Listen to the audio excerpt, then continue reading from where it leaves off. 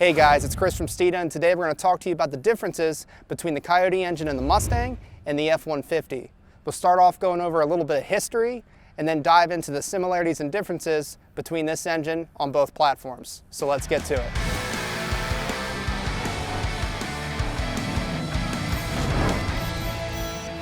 All right, we're here in the showroom with Steeda's 2013 GT featuring a Gen 1 Coyote and a Vortex supercharger. So let's dive into why the Coyote became a thing for the Mustang. Back in 2010, GM announced the revival of the Camaro, which came with nearly 400 horsepower at the crank. As you know, the 4.63 valve in the 2005 to 2010 Mustang just couldn't hold a candle to those kind of power numbers. So Ford needed to answer back with the Coyote. There are a ton of technological improvements over the outgoing 4.6 liter motor that the Coyote features. Perhaps the largest thing would be the twin independent variable cam timing, which allowed the camshafts to be tuned throughout the entire rev range for efficiency and power regardless of RPM. The 2011 Mustang was debuted with the Coyote engine in the GT with 412 crank horsepower and 390 pound-feet of torque. It was a huge hit among the car community because on the Mustang with the Coyote, you're able to get the benefits of throwing aftermarket cams in your engine with something as simple as a tune for the variable cam timing. Whereas the Camaro guys were still stuck throwing aftermarket camshafts in their engines to make big power. Then in 2012, Ford came out with a new variant of the Mustang called the Boss 302. Obviously, we're very familiar with the Boss 302 back from the late 60s and early 70s. However, this time around, the Coyote came in a variant called the Roadrunner, which included some forged internals, an upgraded intake manifold, altogether boosting horsepower to 444. The Roadrunner engine ended up being a huge success. Anybody with a Boss 302 can attest to the success of this particular engine and how well it puts power down and takes modifications.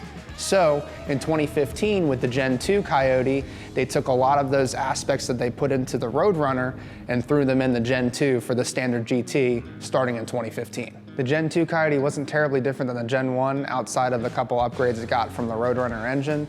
However, power was boosted to 435 horsepower, 400 pound-feet of torque. The compression ratio remained the same at 11:1. And it did receive revised heads with larger intake and exhaust valves, and the Gen 2 also received charge motion control valves, which help for efficiency when you're cruising down the highway. Now the jump from Gen 1 to Gen 2 wasn't that big, however, the jump from Gen 2 Coyote to Gen 3 Coyote was much larger for the 2018 Mustang and F-150. So we'll take you outside and show you a little bit more in depth.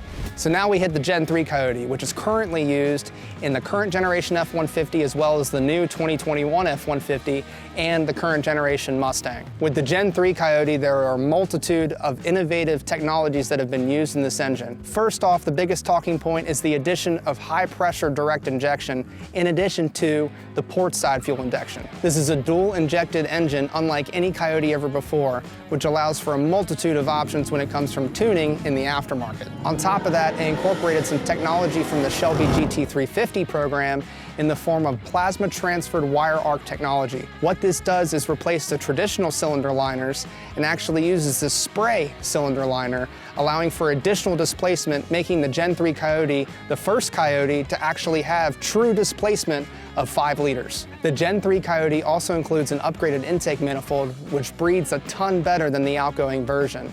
And it's also an awesome upgrade for those with previous generation Coyotes. The heads have also been revised with larger intake and exhaust valves and stiffer valve springs to handle up to a 7,500 RPM rev limiter. So let's dive into some of the specifics when it comes to the Gen 3 Coyote on the Mustang.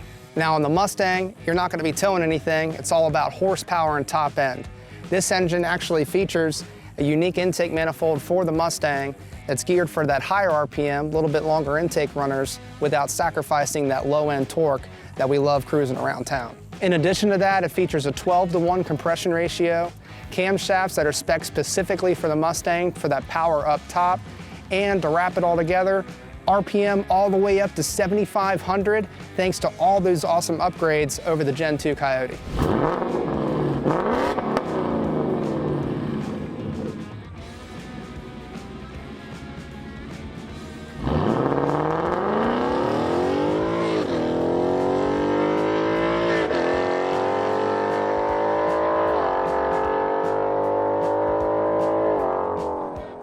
In this particular trim level on the Mustang GT, you got 460 horsepower at peak. However, if you have the Mustang Bullet or Mustang Mach 1, those include a Shelby GT350 intake, throttle body, and intake manifold, allowing for 480 horsepower at the top. Now, thanks to the 460 horsepower Gen 3 Coyote under the hood, paired with the 10-speed 10R80 transmission behind it, we've actually seen these 2018 Plus Mustang GTs go as low as 11/8 in the quarter mile in stock trim. Now on the Bullet with that 480 horsepower level, we've only seen that with a stick shift, so it's obviously a little bit slower than the 10-speed automatic.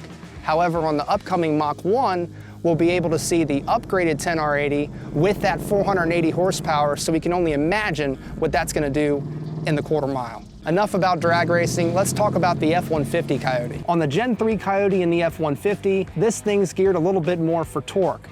The intake manifold, again, for torque down low rather than horsepower up high. The camshafts are spec'd for torque rather than horsepower. And on top of that, it has a 12-to-1 compression ratio, 395 horsepower peak, and 400 pound-feet of torque, which all equates to an 11,500 pound towing capacity with the Coyote in the F150. In addition to that, the rev limiter on these Gen 3 Coyote F150s is just below 6,000 RPM.